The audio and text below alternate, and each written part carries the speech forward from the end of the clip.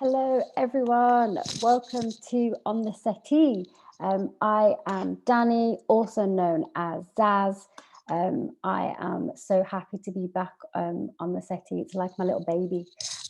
Today, I'm going to be speaking to Craig Pinkney, and I'm very excited to be here and to be hosting this talk today.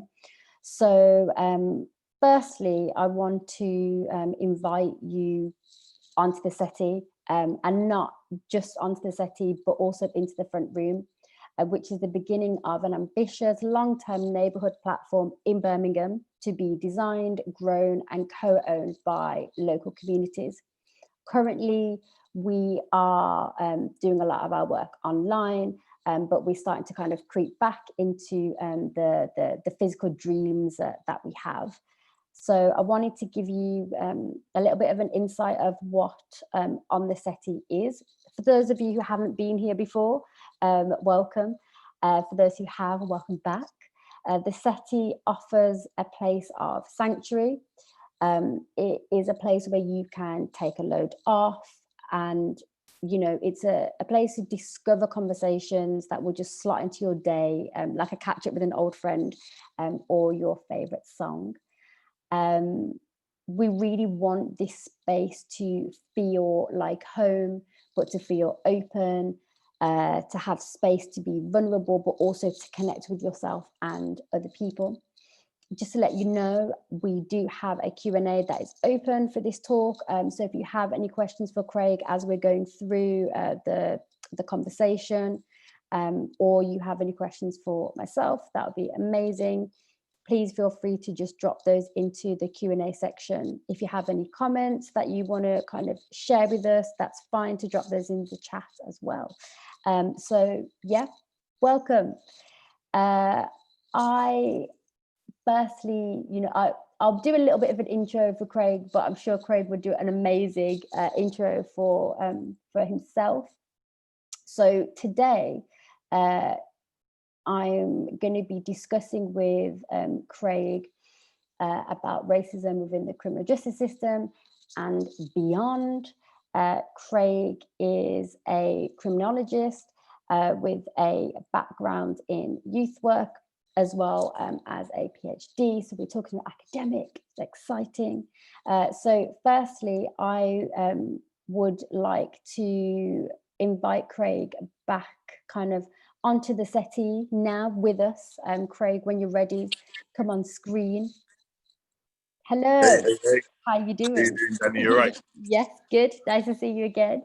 Yes. So as I mentioned before, you are a urban youth specialist, a PhD researcher, Yes. founder and director of Solve, the Centre of Youth Violence and Conflict. Already huge titles, lots of hats to wear, a kind of an amazing weight to be carried almost. So if you just want to kind of give us a little bit of a background to yourself, kind of what you do, and then we will get right into it. Yeah, sure. I guess the kind of main thing that a lot of people kind of know me for is kind of my youth work background. Youth work for the last 16 years working with, I've had the kind of unique privilege to work with some of the cities and countries what some would argue as most challenged young people. And I guess through working with those young people, their families, it kind of give me a broader opportunity in the kind of social media realm for people to kind of see what I've been doing. I lectured at the University College Birmingham for about 7 years, where I used to teach youth work, youth studies, as well as criminology and offender management. And I guess I kind of developed my kind of self as kind of a professional going into kind of academia. And that's the reason why I always say that, if there's all the hats that you people kind of give me, the one that I kind of accept is more of a slogan. I say that I'm all about bridging the gap between academia and the streets. So developing Solve as an entity, as a crime prevention organization, I would say that we kind of function in two pillars. So I guess the first pillar is working with children, young people and their families, in communities of which there may be issues around violence, issues around conflict, issues around child sexual exploitation, criminal exploitation, and working with those children and young people and their families in a range of different settings to kind of solve the problems that they're ultimately faced with. And I guess the second pillar of our work is around research and training and development. So that's why I've published a number of articles. I work in conjunction with a number of entities up and down the country, like the National Youth Agency, the Crown Prosecution Service, violent reduction units, police and crime commissions, and supporting kind of city councils up and down the country to kind of see this kind of issue of youth violence in its current form. And then the last pillar is about training those workers, professionals, practitioners that have an insight and want to do better in terms of their practice and build their competency about engaging with children and their families, but then also for those that really want to kind of develop that into programs and interventions that's really going to bring about some sort of change. And I guess where we are currently with what's going on in the world, with the issue around racism and people kind of, in a very strange way, becoming more and more aware of systemic issues around racism and state violence, it just kind of adapts to the fact that our organization really kind of tries to meet the need of people that are affected and people that want understanding about the issues that affect people of color around the world. That's amazing. Thanks, Craig. I think some points that you made there about this wider understanding is really something that I'm very interested in, especially when it comes to the anti-racism work and when it comes to the interventions as well. I think there's a big piece around intervention and when that can happen and what that can look like as well, especially around this conversation of defunding the police or changing the way that we are looking at these systems on a systematic level, and what that kind of really means on a local level as well. I think sometimes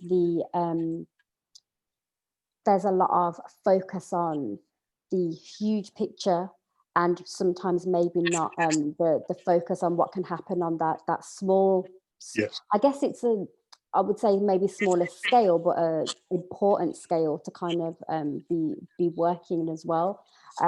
So I'd like to just kind of start with my first kind of question.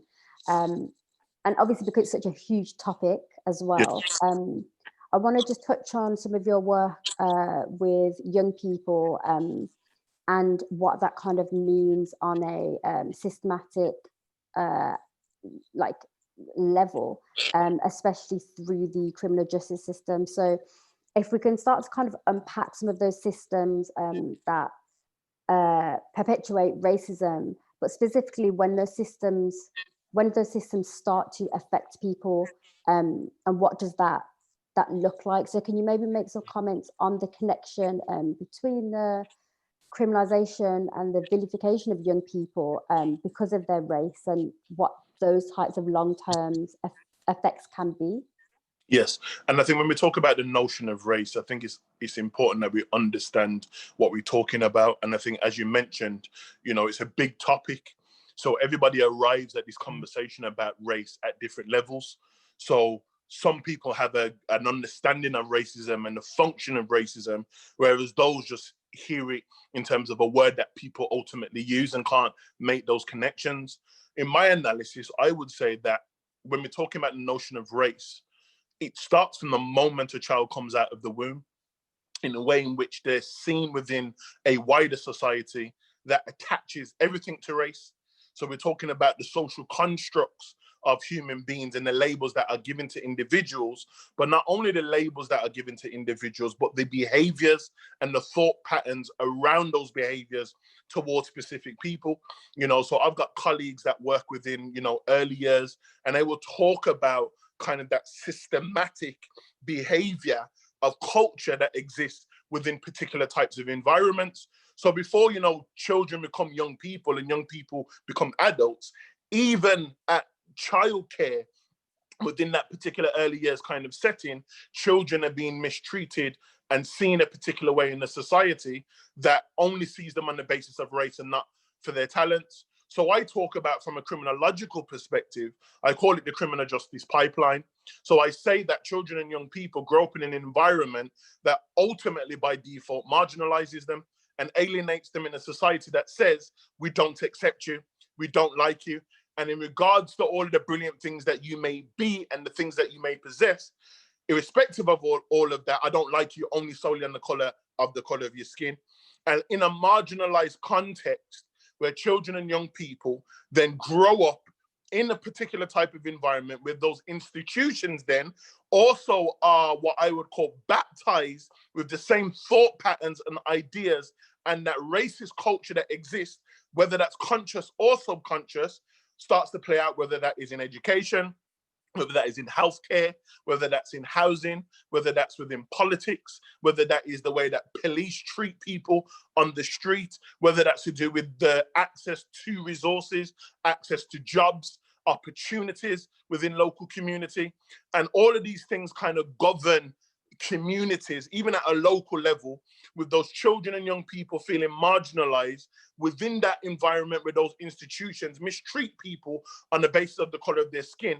And then we kind of start to see a range of different behaviors. And I talk about kind of the development of subcultures within young people. So I talk about that. If you look at from a historical context, that where you've had communities that have ultimately come together to fight against injustice, to fight against state violence, to fight against any form of inequality, those groups, interestingly enough, became the groups that governed their local communities, but something happened. And when I say something happened, as in those communities were once ones that were kind of custodians of those particular communities, and then a generation later are the same communities now that are selling drugs, bringing guns into the community and destroying their own communities. And why I'm saying this is because this pattern and thought process is not something new.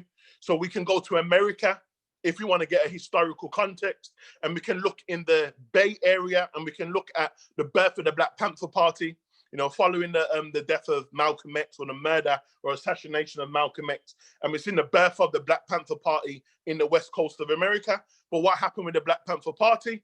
We talk about a generation later, and now we're talking about gangs, Bloods and Crips. But what happened? So we now know that there was things that were happening within the American government that they seek to destabilize those particular types of groups by bringing in cocaine, bringing in heroin into America, and giving that ultimately to those same communities that were the subculture in order to protect those same communities.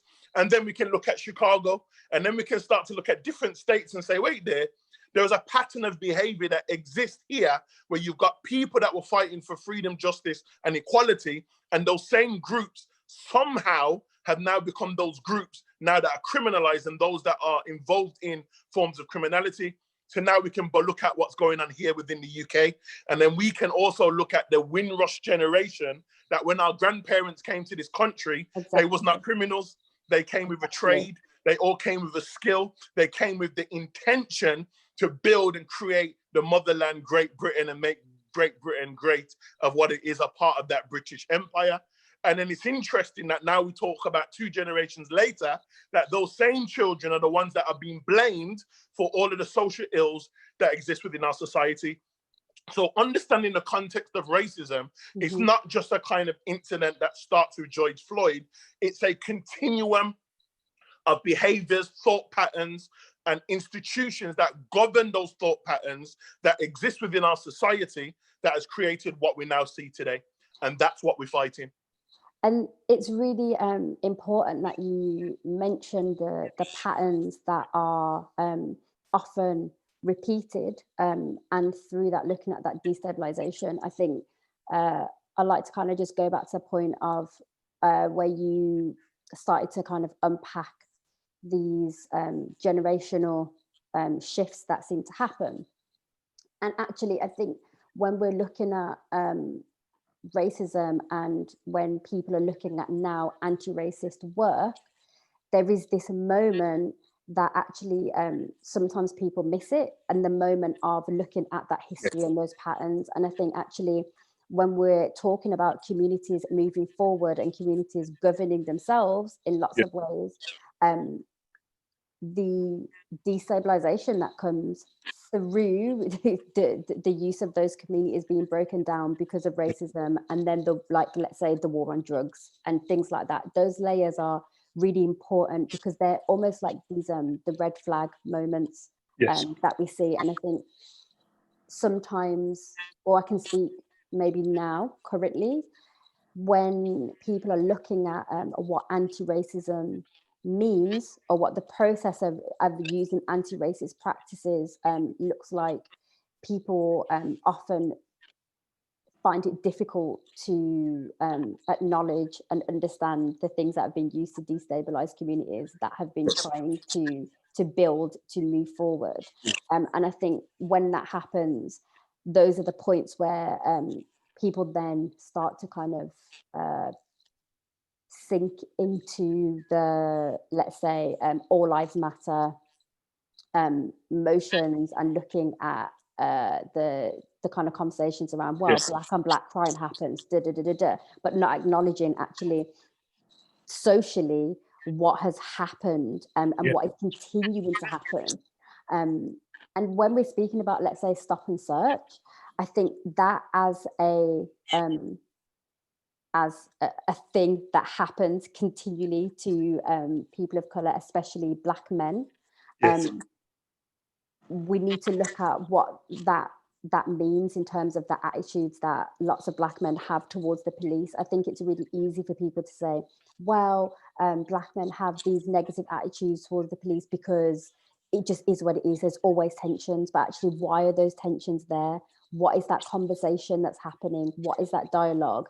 And what is that sending out? What message is that sending out to black men if you are walking down the street and suddenly you're stopped and searched because you fit a description? What does that mean?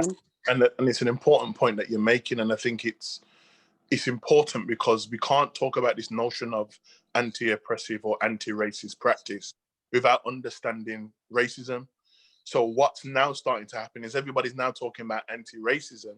But one of the things that we're not talking about is understanding racism and the system of racism and how it functions, because that goes back to my previous point. Until you start to understand and arrive at a place that you understand all of those things that you just mentioned, then it becomes responder on the individual to do something about it. Exactly. It's not just I don't want this to become a slogan, and I'm sure all of us would agree. We don't want this to become a slogan of, we're all about anti-racism without action, because that's what anti-racism is.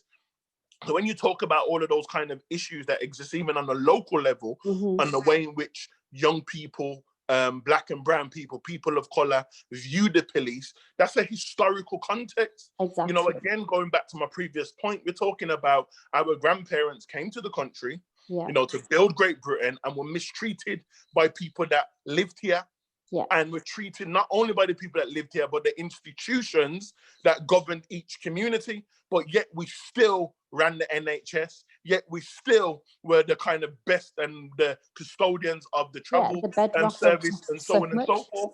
And then we're talking about ultimately a system that has been against the population of about 3 to 4% of the country. You know, we're talking about black people make 3 to 4%, you know, and then we're talking about, you know, saying black people are 10 times likely to be stopped and searched by the police. We're talking about in prison institutions where we're talking about a 20 plus or 23%, you know, population of people that are from black and ethnic minority groups.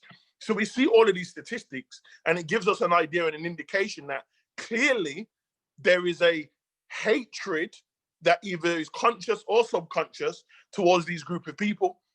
And then we see these thought patterns and behaviors. So when we then talk about our present generation of young people, that hate, that distrust, that feeling of trauma and fear that also exists within our community, it hasn't come from nowhere.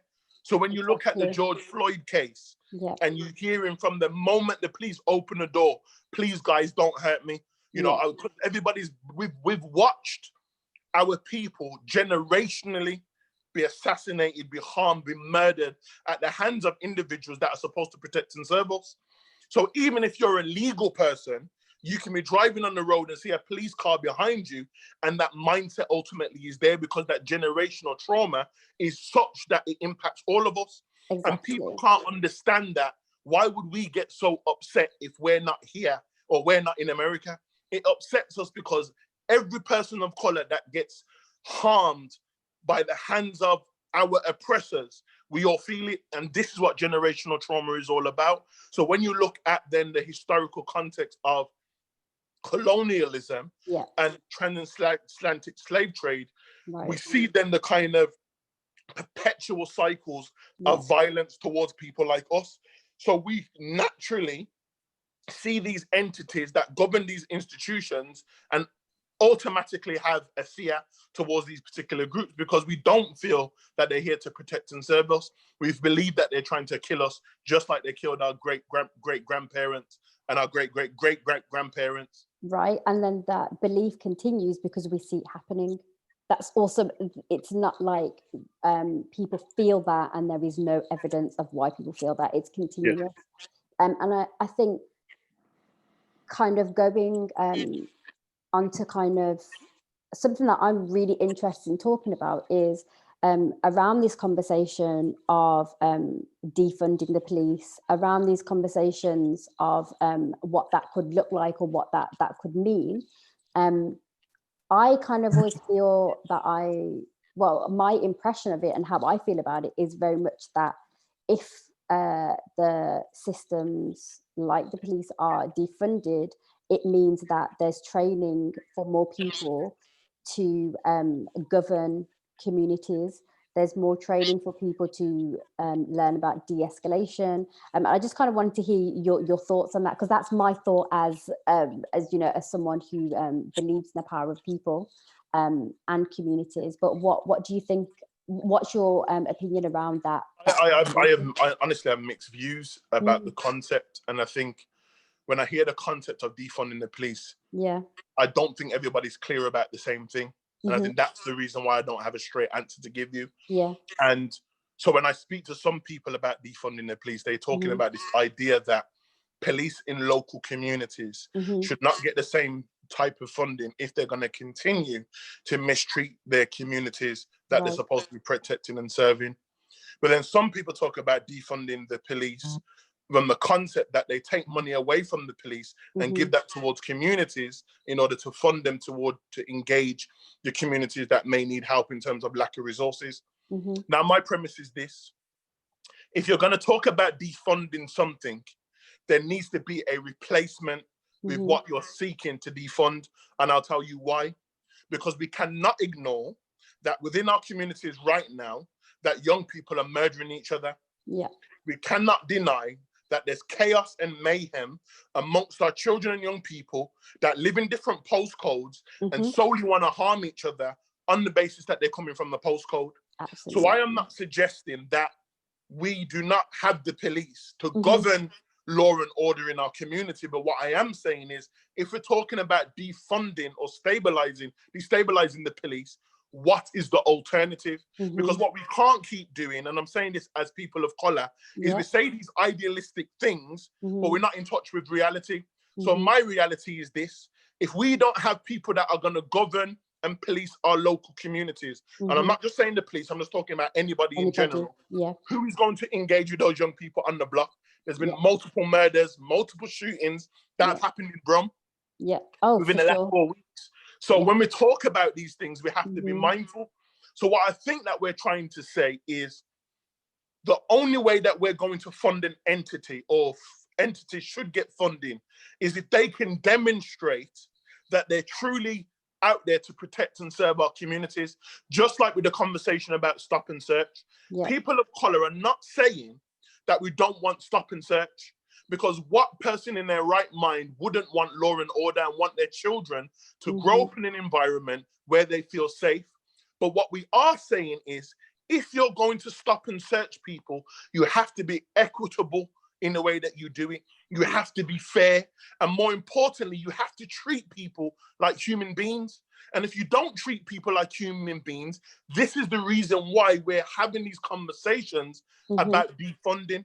So my original point, again, the reason why I have mixed feelings is because I genuinely believe we all don't have a consensus on what we mean by defunding the police. And if someone says that they understand and they have an understanding of what they mean by defunding, I would like to know what is the local alternative to deal with the type of young people and their families that are victims and impacted by violence that exists within our local communities. Yeah, and I think that's a fair point as well, because I don't feel like there is a clear consensus either. And I guess when we are thinking about certain systems that may not work in the way that they should work or could work, it's really important that we have options as well, and not maybe just that it's this one size fits all. Maybe it has to be that in different areas, or when you know the local area, you know what your local area needs, right? So I think there has to be a conversation around and with the people that are living in those local areas that are doing the work too, because it's like you have an understanding of your area that someone else isn't going to have, or maybe local authority have some parts of the puzzle and you have different parts. And I think it's about having those conversations that are marrying those different parts together. I don't think we can totally cut certain points off without thinking what those repercussions can be, or what parts are then missing. So I really appreciate your comments around that. So I wanted to move forward and on. I know that you have done a lot of work around exploitation and what that kind of means and looks like for young people. And so it would be good to speak a little bit about that, but then also how you kind of see different parts of kind of racism within that. Is that something that you've seen? Is there a disparity in how people are treated within that system? And yeah, if you just want to run with that, I'd really like to. I think the way that I would kind of come at it is that our world is changing. Our world is, becoming more technological. The way that we're interacting with individuals at a rapid rate to communicate. I mean, look at us right now. We're communicating via Zoom. So I argue in my work that whilst kind of things are changing, what I call popular youth cultures also changes too, because young people change with the times. So the young people of yesterday, the young people of when we were growing up at school are different to the young people now. So I try not to have this kind of fixed mindset of, and I was back in the day, because it's something that our parents do.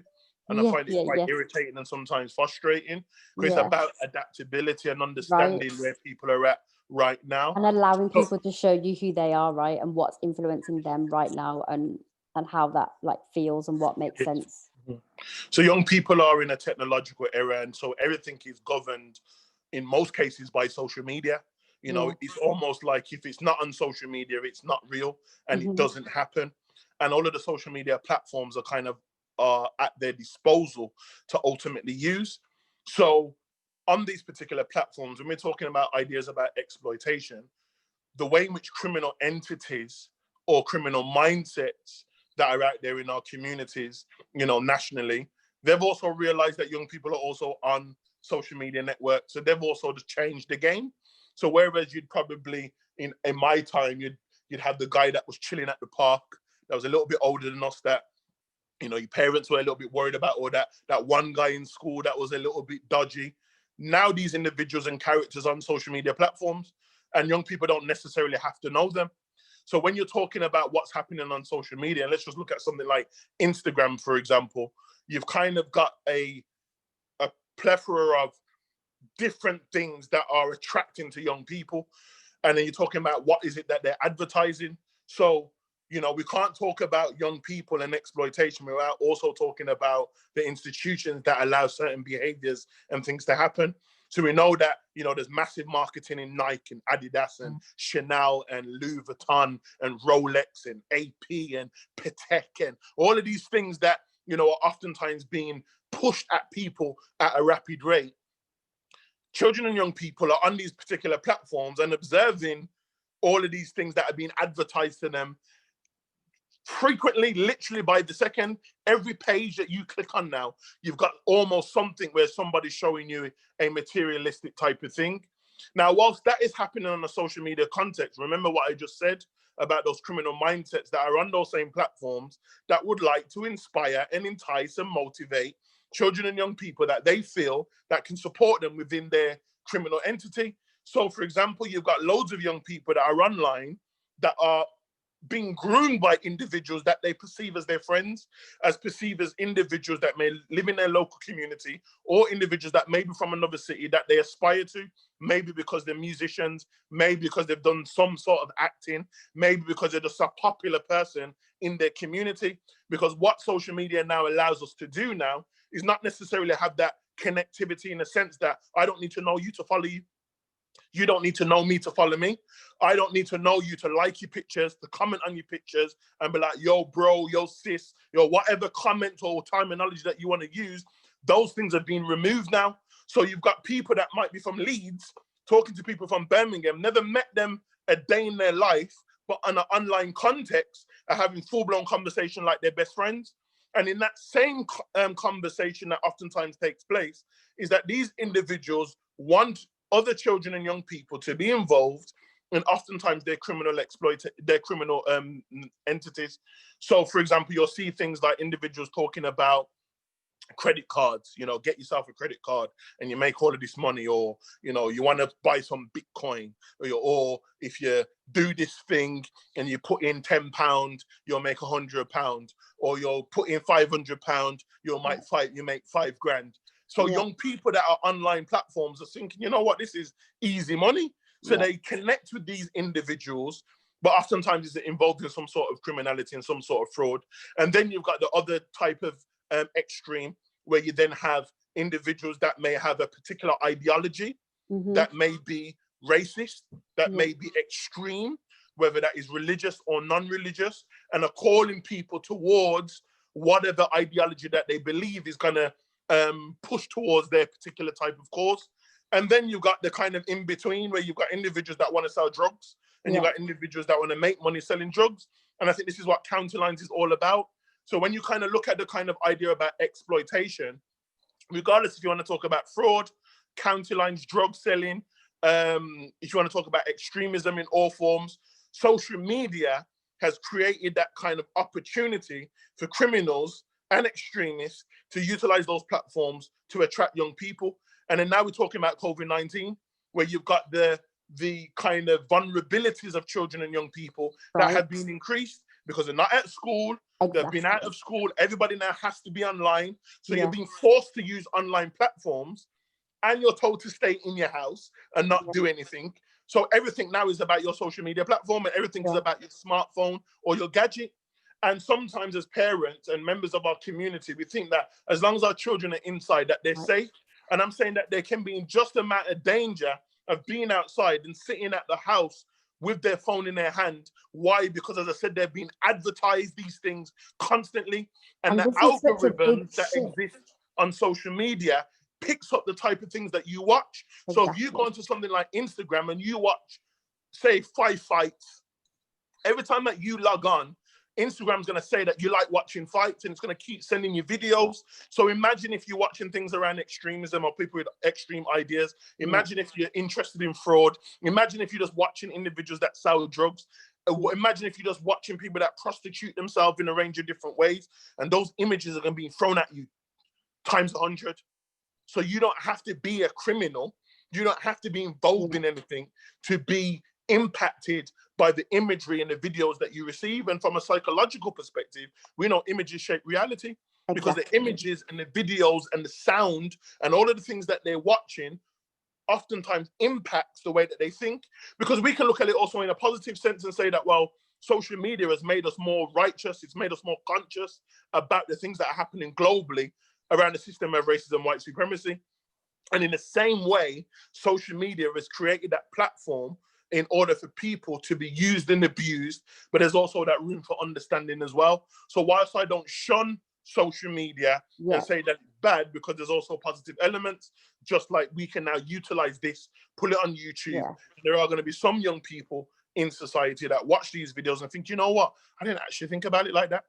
I didn't actually understand it to be like that. And you know what? I've been talking about this defunding the police, but you know what? I actually realized that I don't know what it is that I'm talking about. I've been talking about anti-racist practice, and I've realized, you know what is racism? So social media is used in a range of different ways. And I think, just to conclude the point, that anybody that's involved in criminal mindsets or criminal activity are ultimately going to use young people in a range of different ways.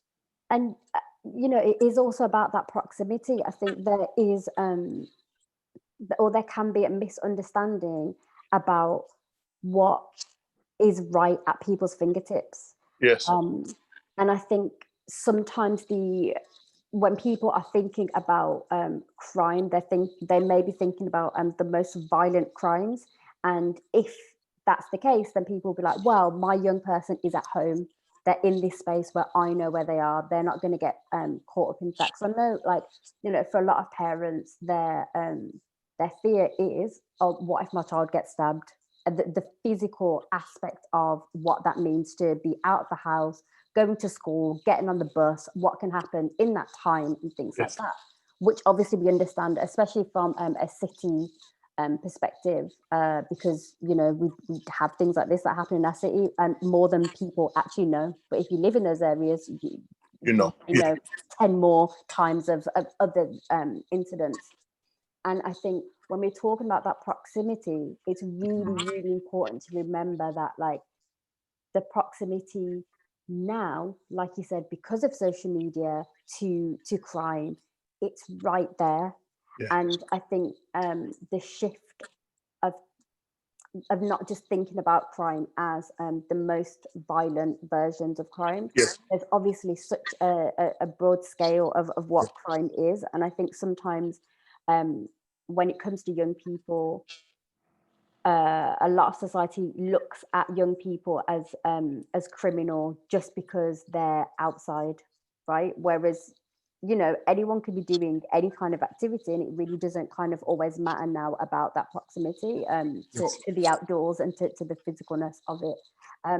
So I just wanted to kind of tap into a little bit more about the anti-racist work that you do. And what that looks like, because I know that that there's an aspect of your work that is workshops, and you're working with organizations who already like work in the criminal justice system. So if you could just touch on that a little bit, I'm really interested to hear about what those practices are, and has that changed in the wake of people wanting to do more anti-racist work? I think I'll you know, every time you ask me a question, I can't just give you a straight answer. No, that's fine. No. Yeah. I guess, you know what? One thing I've never told people is that my original passion was sociology. If I had to do it all over again, I would have never chose criminology. It just became something that I wanted to do because it was the thing that made sense when I was managing a youth centre many years ago. But my original passion has always been understanding the way that society works, understanding why people are triggered to do the things that they ultimately do. And coming from a family that's been rooted within activism, that was always something that I was interested in, you know, growing up within the Pan-Africanist, you know, Saturday school movement, you know, that's always kind of been a passion of mine to kind of understand systems and ultimately dismantle systems in order for our people to be free. So with that ultimately being said, with the kind of the execution of George Floyd in America, it was a weird time because I argue that the reason why it had such an impact is because the world has been asleep for a very long time. And I choose my words carefully when I say the world is asleep. Only one part of society and the world have been asleep. Right. And because COVID-19, and you remember, because you've also got to bear in mind is the time of when it happened. Yeah. We were still in very much a lockdown. Yeah. So we were all fixed to our TV. I think if it happened now, whilst things are starting to open now, I don't think it would have had the impact that it did. But because of the time when everyone's in lockdown, we could not deny, and I say we in a wider sense, that we could not deny the way in which police brutality exists towards Black people and people of color. Because what always generally happens in that context is that there's always a reason, you know, why a Black male or Black female or anybody of color that ultimately gets targeted for certain types of violence. Now, when we talk about the context of that, the world is now saying, you know what, we need to do something about this. You know, we need to respond to this in a different type of way. And what Black people have forever been saying, and you talk about then the birth of the Black Lives Matter movement, all that movement is a continuum of the freedom fighters from before. You know, we can go back to the Deacons of Defense.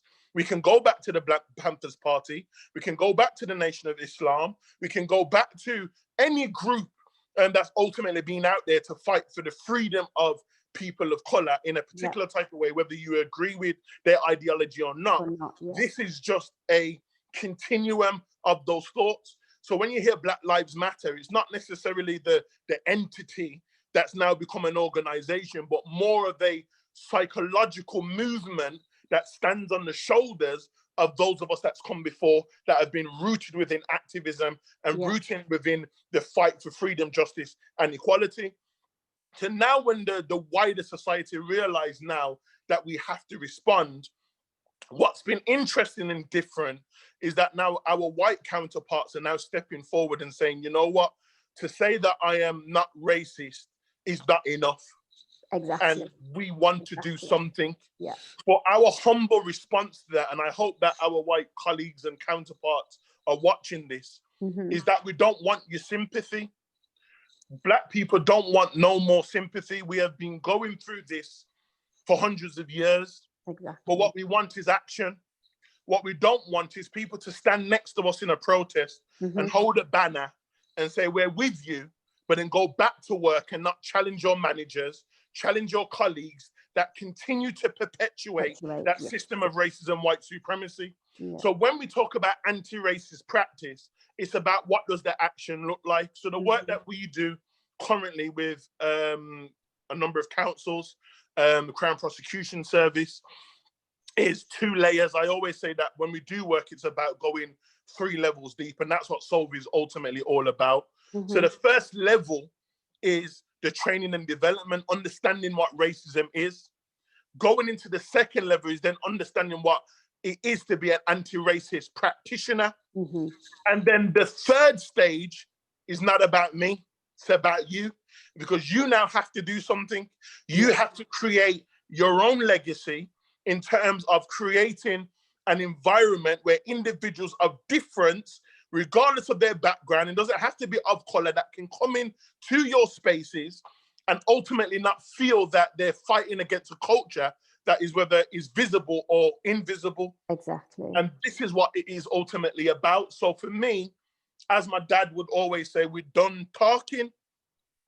And when we as people of color have these conversations, it's important to also understand that it is very traumatizing for us. It's very emotional for us. So even when we have this conversation now of people of color, even in an educational and an awareness type of setting, it's triggering. And there's always an emotional response, of course. This is a conversation that my grandparents, my great-great-grandparents, and their parents and grandparents had. So it's a continuum. So the continuum is twofold. One in which we are going through that kind of intergenerational trauma, of which we're trying to heal, come out from that, we can become better human beings. But at the same time, we're still trying to heal within a system that's still against us. And that's what we're trying to get our white counterparts to understand, that this system is designed to make one group of people superior over another group of people. And you can be cognitive dissonant, You can be fragile about the whole conversation, but the numbers don't lie. The statistics don't lie. You can look in education. You can look in healthcare. You can look in jobs that are being given towards specific people. You can look at universities. You can look at mental health services. You can just look at entertainment. You can look also at look at salaries you as can well. look at the whole system that Yeah. is ultimately that governs our wider society. And we know that there's a disparity. The numbers don't lie. And whilst we understand that, what I don't want is for you to cry in front of me and next to me, because I don't want tears. What I want is change. Why? Because we're fighting for a generation that our children are going to grow up in an environment where they don't have to do the same fight that we're currently doing now, because that's what our parents did, and that's what our foreparents did, that they put us in a better situation, that we can be on YouTube and have these conversations. So our next generation are not on YouTube no more. They're in the House of Chambers, the House of Parliament, and they're bringing down the system in order to say that this is what ultimately our change looks like. So we've done our work. All our work is to do now is advise.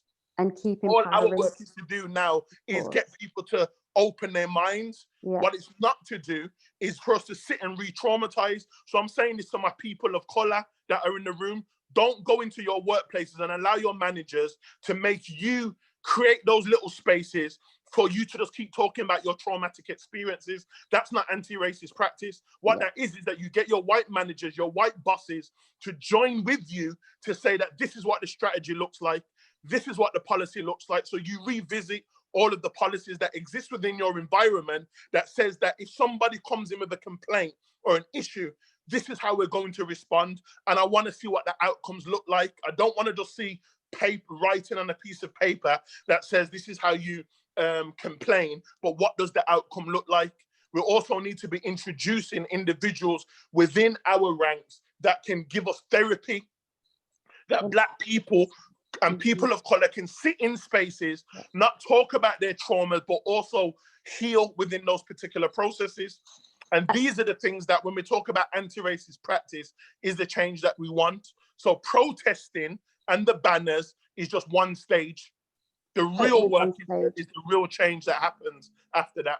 And actually the processes of protesting and the banners and being out there is can actually just be a very performative part of that process. And obviously, you know, historically our communities have always protested and things like that. However, when we are looking at people that are calling themselves allies and people that are saying that they want to do this anti-racist work, it really is work. And I think that is a big thing to say, because at the end of the day, when you're if you're saying that you want to do the anti-racist work, there's so much that you have to I would say, as someone, if you are someone who isn't a person of color, the work that you actually have to do is really unlearning so much of a system that does benefit you. And I think that's a step that maybe some people find is a difficult one to take, but it's necessary, because that is when you will use the power and privilege that you have to actually create spaces for change to happen. And I think when you go into that mindset, especially if you're someone who has power in the workplace or has power in a certain system that you work in, or an industry, it's that point that really creates those pockets for real change to happen and to flow through. Because I think, yes, listening to your colleagues or your friends or your family members who are people of color is one part of that, because you are allowing those conversations, but actually to allow those conversations and think about how you have played a part in that. There are so many ways. You don't have to be overtly racist and be racially abusing people for you to uphold racist ideologies, right? Because actually, if you are in a situation where you're not calling out racism, or you're hearing microaggressions, you're hearing small things that actually have a big impact on people, if you are not speaking up about that, you are part of what's happening in that moment. And I think what I've seen, especially with, you know, so many, let's say, bookstores doing these really, really great deals on books about racism, or books about different power dynamics. There have been like book sales have gone up, right, in that kind of area of books. However, reading those books is one thing, putting into action is another, and that's what we really need now, for future generations to not feel that they are doing the same things that we're doing. And it's a really important point that you were making, about actually there being a shift, so that when younger generations are growing up, actually our space becomes a place of advising and supporting, and not a place of continuing what we're doing now, and those young people still doing that same thing. It's really about kind of really moving forward.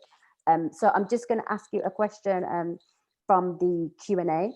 Yes. So it's a bit of a three-parter really, but I guess you can break it down. So it is, how do you break the cycle of mistrust among young Black people? Are all institutions or their representatives racist or corrupt? And are white people like Robert Kennedy eventually become champions of the civil rights movement after engaging with obvious white privilege? So there's kind of a few parts of that. So maybe we just start with how do we break the cycle of mistrust amongst young people, young Black people specifically? You cannot change mistrust with people until systems change. You can't have that mentality that it's about changing the people on the ground. That's like saying to a woman that is a victim of domestic violence or sexual abuse, when are you going to change your mind towards males that are aggressive? Males need to change in terms of their violence. So I'm saying it in the same type of way, that we can't have a change, even at a local level with the police, until the police demonstrate that they're going to treat us like human beings. I totally agree. Totally agree. Okay, so the next bit is, are all institutions or their representatives racist or corrupt? British society is an inherently racist country because Great Britain and its empire was built on the servitude of people that look like me. Yeah. So within that system, by default, has been created that puts one group of people over somebody else. And this is what white privilege is. Not that every white person is a racist. However, they live within an environment that has been created to benefit them over any other group. So I'll just we can go back to the Stephen Lawrence case. And if you remember the McPherson report that was commissioned by the Prince, and what did they find? And Lord McPherson said, what? Every institution within Great Britain is institutionally inherently racist. And then we can fast forward to the Scarman report, and then we can fast forward to the Lammy report, then we can fast forward to Theresa May's racial disparity report. And guess what? The figures don't change. So as I said earlier, the numbers don't lie. So if the numbers are suggesting that there's a disparity in every element of British society, then that answers the question. Britain is an inherently and still is an institutionally and systematic racist country. Exactly. And you know, when something's built on pillaging, when something's built on colonialism, it's deeply rooted already in society. It's deeply rooted. So the next part of the question is, white people like Robert Kennedy eventually became champions of the civil rights movement after engaging with obvious white privilege. So I guess with that question, it feels like it's asking kind of, what do we do in those situations where someone is championed, but also have been kind of part of issues as well? I'm not sure the question, to be fair, to answer that correctly. So I think it's maybe if the person asked the question again, yeah, in a different type of way. If you could pop the question back in the Q&A, and we can kind of come back to it. So one thing I'd like to kind of talk about just more on a current situation, current situations, is the way that protesters and activists have been looking at taking back power when we're looking at institutions like arts organisations, and when we're looking at statues that are literally in the middle of town centres. I'm really interested in how that type of movement is really fueling people to kind of take back some kinds of control. But what I find really interesting is when that happens in the public facing area, what that kind of looks like through the media. So we kind of have these elements of, you know, the media labeling activists who are kind of taking charge of those statues coming down as criminals, as thugs, as kind of civil disobedience. I was kind of wondering, what do you think, if this continues, do you think that the physical and disobedience happening, do you think that change will fuel more change to happen in those institutions, or do you think it will have more of a backlash on communities that are doing that activism? I think both. One, because remember, the system is designed to protect itself. So any statue or figure that is a part of that same system, it's seen as a violation and a disrespect, and it's going to protect it. The wider society just don't understand what's going on. So a probably general white person that don't understand the dynamics of racism, but have been in an education system that benefits them, that tells them that all of these statues and figures were great people within society, it would seem that these thugs are pulling down a statue. Why are you doing that? That's got nothing to do with Black Lives Matter, because all lives matter. So I'll put it in this way. If we was in Germany right now, no Jew or member of the Jewish community is going to allow pictures of Adolf Hitler and his commanders to be figures that people are going to revere in their local parks, in their city centers, or in their buildings. Why? Because Adolf Hitler was an individual that sought to exterminate those groups of people. So in the same type of way that when Black people pulling down these statues, and again, it's about understanding context. And that's why sometimes when we're talking about protesting, that's why sometimes we're not clear about what it is that we're doing. And that's why me personally, I never step out, but I understand the role, because it's about the different levels. So I come in level 2, where you then give me that information. Now the door's open to talk. That's where we then come in, because the door's not open now for people to hear what it is that we're ultimately talking about.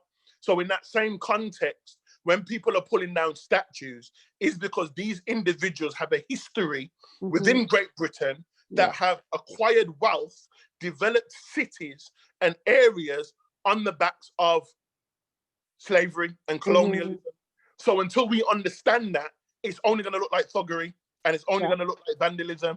And I feel that sometimes we jump conversations without understanding what that is. So when you talk to someone from the EDL, they do not have any history on any of the individuals, other than they've been told that they've been brilliant people that have created the city of Bristol, for example, or Winston Churchill's been amazing, but not spoke about the hand in which all of these individuals had in the benefit from slavery.